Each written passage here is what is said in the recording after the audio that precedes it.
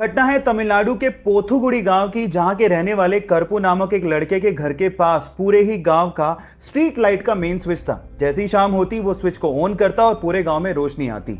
लेकिन एक दिन जब वो स्विच को ऑन करने गया तो वहां पर एक दुर्लभ पक्षी को उसने बैठा पाया 3 अंडों के साथ। उसने उसका फोटो लिया और गांव के व्हाट्सएप ग्रुप में शेयर करते हुए लिखा कि जब तक इन अंडों से बच्चे बाहर नहीं निकलते इस मेन स्विच को कोई भी हाथ ना लगाए।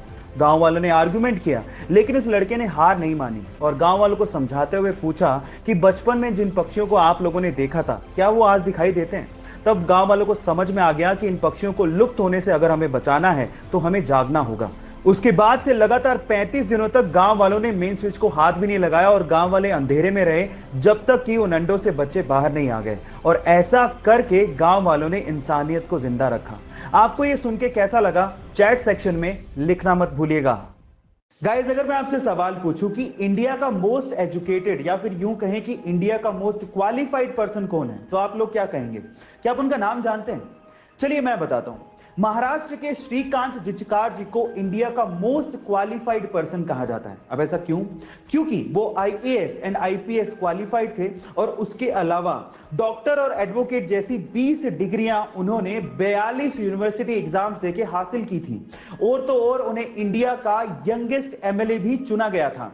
तब वो महज 26 साल के थे। गाइस, 2004 में उनका देहांत हो गया, लेकिन आज भी उनका नाम शान से लिया जाता है। गाइस, उनका नाम याद रखिएगा, श्रीकांत जिचकार। ये बात है आज से 30 साल पहले की, जब साउथ कोरिया के एक पादरी के यहां पर बच्चा हुआ। उस बच्चे में कुछ कॉम्प्लिकेशंस थी। इस वजह से पादरी को अपना ज्यादातर समय हॉस्पिटल में रहकर गुजारना पड़ता था। तब उस हॉस्पिटल में पादरी ने बहुत सारे अनाथ बच्चों को देखा।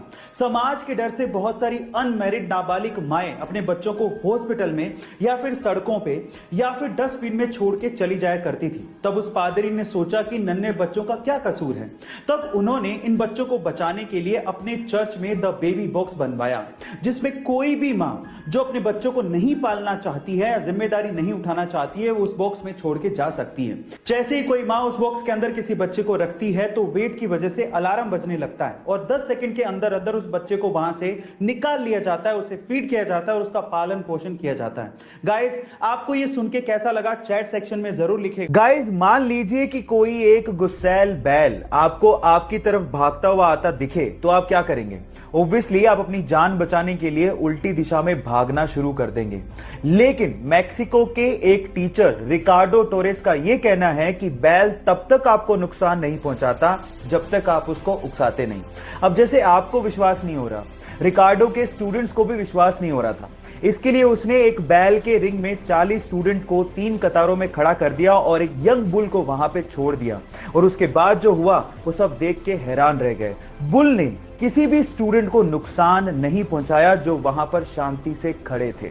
और ये वीडियो जब इंटरनेट पे डाला गया तो पूरी तरह से वायरल हो गया। आपका इसके बारे में क्या कहना है, चैट सेक्शन में लिखना मत भूलिएगा। दिल बेचारा, सुशांत सिंह राजपूत की आखिरी फिल्म, एक ऐसी फिल्म जो हमें प्यार, जज्बात और मौत की कहानी बताती है। ये फिल्म हमें ये बताती है कि लाइफ कितनी है ये तो हमारे हाथ में नहीं है, लेकिन उसे जीना कैसे है ये हमारे हाथ में जरूर है। ये फिल्म जैसे ही OTT प्लेटफॉर्म पे रिलीज हुई, इसने कामयाबी और रिकॉर्ड्स के झंडे गाड़ दिए। IMDb रेटिंग में पहली बार ऐसा हुआ कि किसी फिल्म को 10 में से 9.9 रेटिंग दी गई। इस कामयाबी के बाद सुशांत सिंह राजपूत के फैंस ने यह साबित कर दिया कि वो उन्हें कितना प्यार करते हैं। आज सुशांत सिंह राजपूत हमारे बीच नहीं है, लेकिन वो अपने अभिनय और अपनी फिल्मों के जरिए हमेशा हमारे दिलों में जिंदा रहेंगे। Sushant, we love you, we miss you a lot. Thank you. Guys, आप लोगों ने फिजिक्स में ग्रेविटेशनल लॉ यानी गुरुत्वाकर्षण के नियम को तो पढ़ा होगा, लेकिन आज मैं आप लोगों को एक ऐसी शॉकिंग चीज बताने जा रहा हूं जो कि ग्रेविटेशनल लॉ को फेल कर देती है। जी हां गाइस, उस चीज का नाम है हीलियम।